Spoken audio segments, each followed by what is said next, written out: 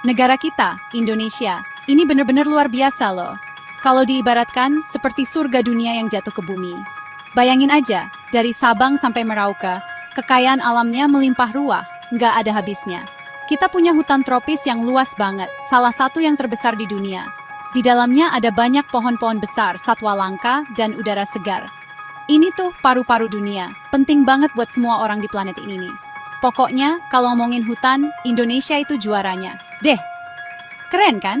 Nggak cuma hutan, laut kita juga kaya banget. Garis pantainya salah satu yang terpanjang di dunia. Di bawah lautnya, ada terumbu karang yang warna-warni, cantik banget kayak lukisan. Ikannya juga macam-macam, dari yang kecil-kecil sampai yang besar-besar buat diekspor ke luar negeri. Banyak orang dari seluruh dunia datang ke sini, cuma buat menyelam dan lihat keindahan bawah laut kita. Kekayaan laut ini seharusnya bisa bikin nelayan kita sejahtera, dan kita semua bisa makan ikan enak setiap hari dengan gampang. Terus, jangan lupa sama isi perut buminya.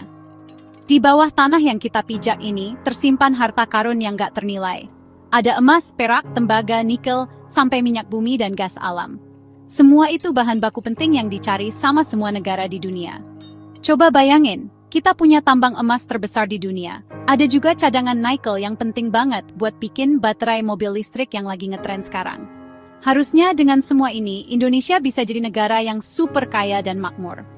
Jadi, kalau ditanya seberapa kaya Indonesia, jawabannya adalah kaya banget.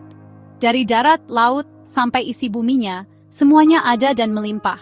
Kayak punya toko serba ada raksasa yang isinya barang-barang paling mahal dan paling dicari. Seharusnya, dengan modal sebesar ini, semua rakyatnya bisa hidup enak, nyaman, dan sejahtera. Nggak perlu ada lagi cerita orang susah cari makan atau nggak bisa sekolah. Tapi pertanyaannya, kok kenyataannya nggak selalu begitu ya? Nah, ini dia pertanyaan besarnya. Kalau negara kita sekaya itu, kenapa ya masih banyak saudara-saudara kita yang hidupnya pas-pasan, bahkan susah? Kok rasanya kekayaan alam yang melimpah itu kayak cuma numpang lewat aja, nggak mampir ke kantong rakyat biasa? Salah satu penyebab utamanya adalah cara pengelolaannya yang belum benar. Kadang, sumber daya alam kita diambil begitu saja, tanpa dipikirkan dampaknya buat lingkungan sekitar, atau buat masyarakat yang tinggal di sana. Akhirnya, yang terjadi malah kerusakan seperti banjir atau tanah longsor, dan masyarakat yang jadi korbannya. Masalah lainnya yang udah jadi rahasia umum adalah korupsi. Aduh, kalau ngomongin ini rasanya sedih banget. Uang yang seharusnya masuk ke kas negara dari hasil penjualan kekayaan alam, malah masuk ke kantong oknum-oknum yang gak bertanggung jawab.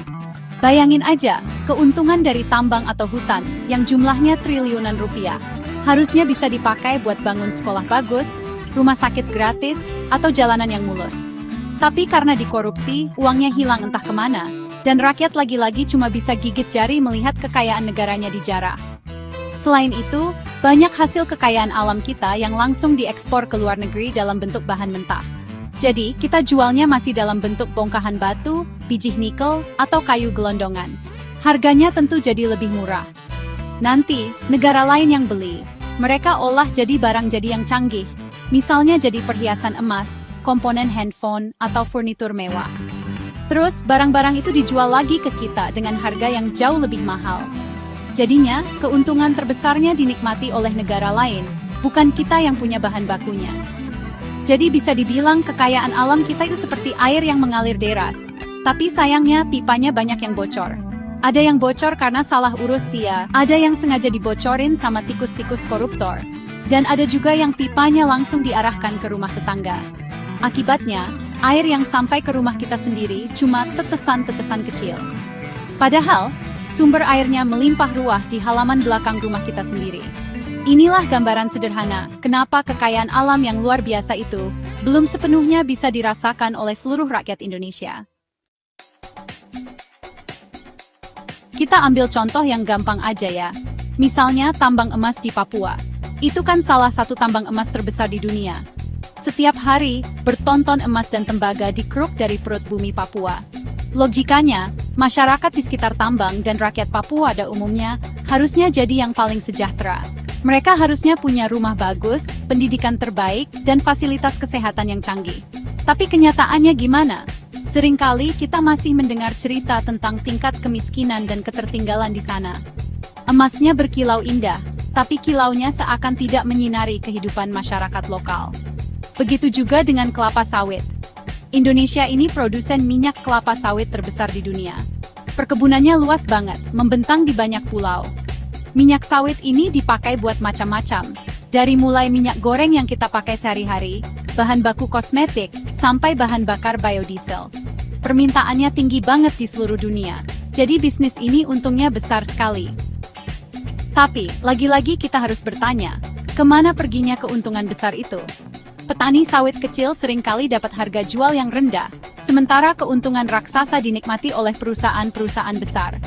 Masalahnya seringkali terletak pada perjanjian dan kontrak yang dibuat. Terkadang, pengelolaan sumber daya alam ini diserahkan kepada perusahaan besar, baik dari dalam maupun luar negeri.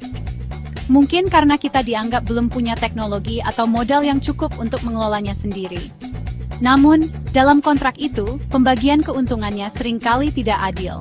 Porsi terbesar diambil oleh perusahaan, sementara negara atau pemerintah daerah hanya mendapat bagian kecil.